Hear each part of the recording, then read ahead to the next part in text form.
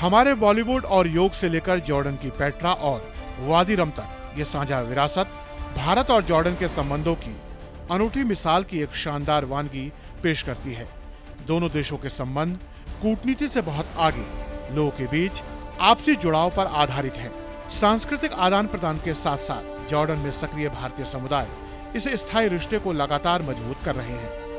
दरअसल जॉर्डन की भौगोलिक स्थिति ही उसे एक रणनीतिक महत्व प्रदान करती है और भारत के लिए कई नए अवसर खोलती है। पश्चिम एशिया के चौराहे पर स्थित जॉर्डन भारत के लिए एक प्रमुख प्रवेश द्वार बनकर उभरा है। राजनीतिक स्थिरता, बेहतर कनेक्टिविटी और अकावा के रेड सी तक पहुंच के साथ दोनों देशों के संबंध और ज्यादा गहरे होने की संभावना है। प्रधानमंत्री नरेंद्र मोदी की यात्रा से दोनों देश नए आर्थिक संबंधों की नई गाथा लिखेंगे। 15 से 18 दिसंबर प्रधानमंत्री नरेंद्र मोदी जॉर्डन, इथियोपिया और ओमान का दौरा करेंगे। उद्देश्य होगा मिडिल ईस्ट और अफ्रीका में भारत के महत्वपूर्ण साझेदारियों को मजबूत करना। इस दौरे के दौरान पीएम मोदी जॉर्डन के किंग अब्दुल्ला द्वितीय बिन अल हुसैन से खास मुलाकात करेंगे। भारत और जॉर्डन के 75 साल पुराने द्विपक्षीय संबंधों की समीक्षा की जाएगी।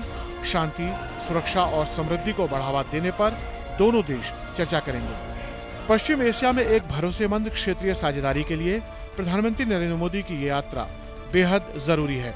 लॉजिस्टिक, ऊर्जा और उद्योग में उभरते निवेश दोनों देशों के लिए आर्थिक प्रगति में सहायक साबित होंगे।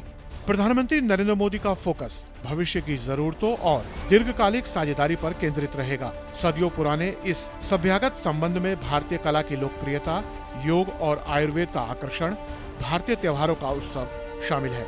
वहीं जॉर्डन की समृद्ध विरासत, शैक्षणिक और छात्रों के बीच आदान प्रदान दोनों देशों के रिश्तों को प्रगाढ़ बनाने में मील का पत्थर साबित होंगे।